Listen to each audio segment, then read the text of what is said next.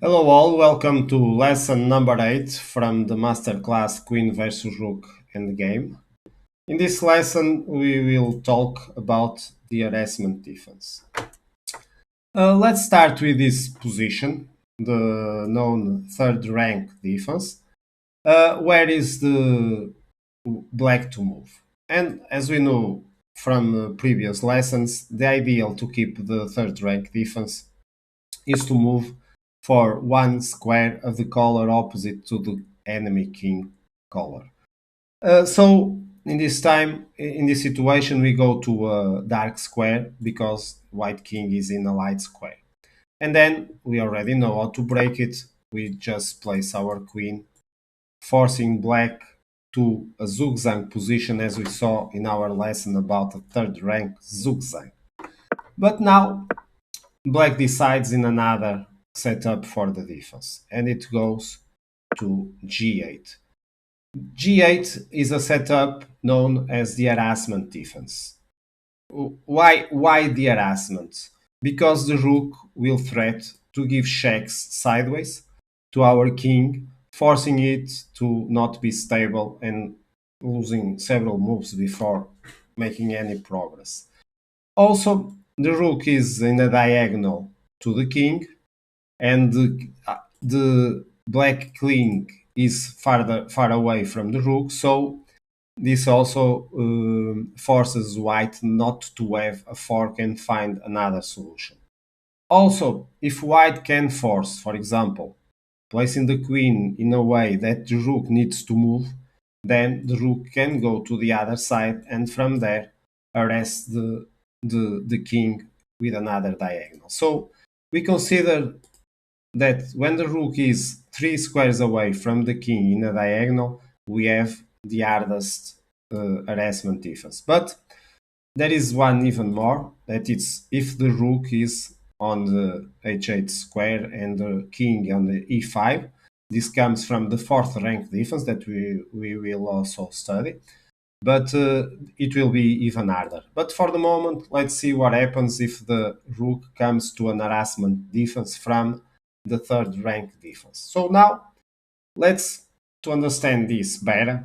Let's see what white can do to reach the rook. Let's see, for example, if it moves the king. Moves the king is threatening checkmates and at the same time threatening the rook. Well, we see that we have a lot of squares to go. So we give a decent check. We can protect with the queen, of course. So we need to move the king, and if we keep moving the king, it will be forced to move far away. So this doesn't work. And if it goes to the other side, same thing. We will be forced to move really away. Well, in this situation, I even got distracted and lose my queen. So the harassment defense is really tricky. Let's see what happens if I move the queen. If I move the queen, let's see, for example, check to try to place my king away. Check, check. If I come here, check. I am trying to fork the rook, but from a diagonal is impossible. And of course, from a vertical or horizontal position, I will just lose the queen. So sooner or later, if I don't find a good defense, sooner or later, I will have to move my king. Let's see, for example, over here. What happens when this happens? Check again.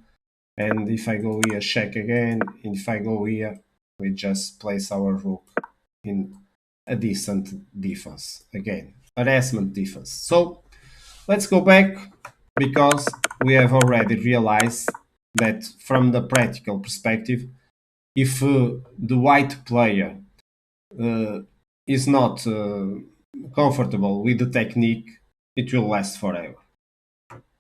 So we saw already how hard it is to catch the rook, and we also saw how the rook can harass our king. But now let's see the technique to catch the rook. We first give a check, and when the king moves, I place the queen controlling the two checks squares from the rook. So now black needs to move. If the king moves, I can simply prepare and improve my queen, controlling the next two squares. Because now if the rook gives a simple check, I can go and approach my king, and now I am controlling any possible check, and soon black will be mated or lose the rook. So this doesn't work, so the rook needs to move in this situation. And the best way to go is to the other side, where it keeps the harassment defense from the other side. Again, 3 squares away in the same diagonal as the white king. So white to move again, and we simply use this technique until we place the black rook in zugzwang. Of course, the rook can go and harass our king over here. We will see that in a while. But the normal situation will be to go to the other side. But now we move our king. And if the rook checks, we simply attack the rook. The rook needs to go to the other side, and now we place black in a zugzwang, where our king is controlling these 3 squares, our queen is controlling another 3 squares, so the rook only has 2 possibilities to stay in the same rank. If it goes to the other side, then we simply check the king. The king can't go up because we have a fork in this square, so the king needs to go down, and again another check, and it's impossible for black to avoid the fork. So let's go back a bit, and we saw that the rook can't go to the same place again, but there's no other possible square, because any square, if it goes here, I have a fork over here. It can go here because I can catch it immediately. If it goes here, for example, I will find a check very fast. Normally, let's see in action. Okay, we check and now it will be a fork. Okay, so we got this also. This one, it's also simple. I have a fork over here. And last one, this one, a simple fork again. So the rook can't move. The queen also can't go here because we are controlling with the queen. So if it moves, for example, over here, it will be also simple. We pin the rook and we grab the rook in the next move. If it goes to the other side, for example, if it goes here, it's a simple fork, and it's okay. If it goes over here, then I have check, and when it goes back, I have another fork. Okay. So this is the way to break the harassment defense. Let's review it a bit. What happened if let's go check? We control the two checking squares from the rook. If the rook moves to the other diagonal, I attack it again.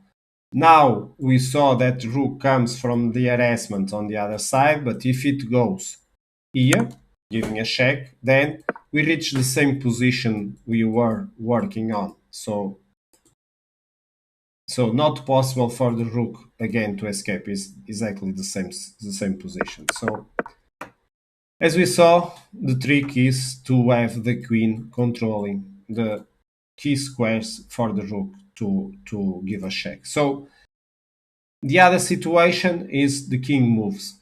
But if the king moves, let's see, for example, over here, then we simply go here to control the next two squares. And if the rook gives an harassment, I approach it and win the position and soon the game.